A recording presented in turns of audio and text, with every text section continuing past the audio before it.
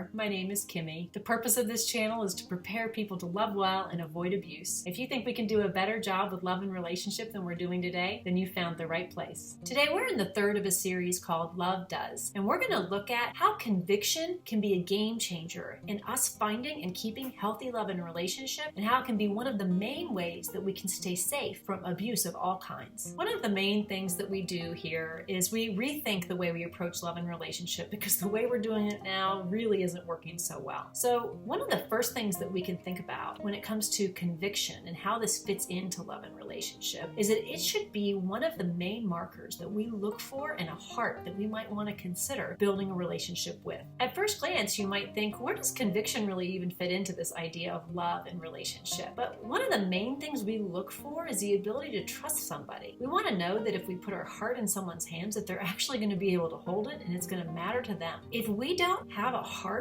ourselves or look for it in someone else that can have a firmly held commitment, then we're essentially giving them something that they aren't ready to hold. Conviction is this idea that something means more to them than their current circumstance, that they actually have a desire to see something through. If we don't look for that early on in a relationship, we're basically setting ourselves up for failure later. Because when someone just drops the ball, when they aren't there for us when we need them, or they completely blow our expectations, we have to be able to look back and say, did we really look at how they handled the commitments they already have in their life? And what kind of report card would their conviction give them? So let's look at some ways we can measure our own levels of conviction as well as the person that we're interested in. One major area that we do show our conviction is how do we handle our money? If we have things that we're trying to plan for, but yet every time we turn around, we're out there spending it on the things that will just give us immediate gratification, we're probably not terribly convicted on our future goals. If this person that you're interested in keeps saying that they have these goals, but they don't show it in the way they use their resources, it's a real good question as to whether when they say something, they actually mean it. That could be a red flag for us. A second area that is extremely telling about what kind of level of conviction somebody has is look at what they proclaim as their ideology, their worldview, their faith. Whatever that is, understand that if they do something different than that on a regular basis, then their conviction level is tellingly low. If they proclaim that they have this view or this faith, and then they continually knock away at it with what they do, or they hold you to the standards of that faith, but not themselves, that's a really huge red flag. What that says is that they want to have an image of piety or belonging, but they actually don't care about it. That becomes really important in a relationship because this same person is going to say they commit to you, that they're going to be faithful. They're not going to really feel bad if they're not faithful. They're going to promise to be there for you when you need them, but then they're not going to be too upset when they're not. So this level of conviction that you see in their worldview, their ideology, whatever it is that they're proclaiming, is an extremely good indicator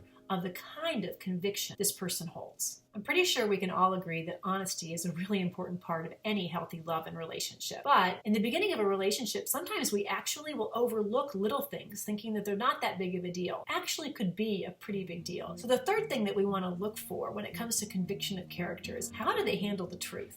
We can figure this out by looking at some really small things. And I'm not saying you should get picky and get crazy about things, but look at the bigger picture of these small things and if they add up. So if someone comes to your door and asks you for money, do they initially respond with, I don't have any, or do they give an honest reason why they aren't going to give to that charity? Or maybe they're giving to one that they've already determined themselves to give. There's nothing wrong with not giving to a charity, but how do we respond to them? Do we just tell the truth, or do we make up some fabrication? If we find a $20 bill and we're out and about in the public, do we turn it in so that the person who rightfully lost it might find it, or do we just keep it? Small, but kind of a big deal when it comes to the conviction of character. How about when we talk about other people behind their back? Do we tell truths? Do we give an accurate representation of what actually happened, or do we kind of make things up to fit our own narrative? So you get the idea. You take these little things and they start to paint a bigger picture. The problem is that when it's in the haze of a romantic attraction, sometimes we let these things go thinking, oh, there's not that big of a deal. But remember, people will do in little doses what they're willing to do in big ones. So look for people that have the kind of character that even in these small little things, they handle them well, they handle them honestly, so that you know that the person you're with is going to handle your heart honestly too. A fourth thing that you can look at is self-control. We all can be pushed beyond our limits. We're not looking for perfection in others. We certainly can't offer it in ourselves. So there needs to be grace in the gap of this. But we want to look for patterns. When things go out of control, when things get difficult, Does this person appear to almost have a mask that slips and you don't even recognize who they are? This can be a warning sign that there's more of an abusive personality, that when things don't go their way, they don't handle it well, they don't see themselves. You want to watch for that. We're not talking about having a bad day, having something happen that's out of their control and it gets them angry. These kinds of things are normal. They're part of life. But how we respond to them will determine whether this person has a strength of conviction on how they treat people, or they really don't, but they do a good job of faking it when things are going their way. When you look at these 4 things, they will give you a nice snapshot of the kind of conviction of character that you see in this person. In modern love, we're really looking at getting what we want out of something. And in that environment, we're looking for a heart that really doesn't have to have a lot of conviction, because as long as it feels good, they're going to be there. When we talk about the idea of real love, we're looking at a kind of love that is actually built into rock. It's a little bit stronger. It's a little bit heavier. It will make it through a storm. So the kind of heart that has a deep conviction, that has something that it holds on to tightly, including the commitment to a relationship, you have a much better shot of, first of all, staying clear of abusive relationships and building something that actually can go the distance. So these give us 4 really great ways to determine what kind of heart conviction is the person we're considering for a relationship. We all know that in modern love, it's really easy to be cheerful and easy to get along with when we're getting what we want out of something.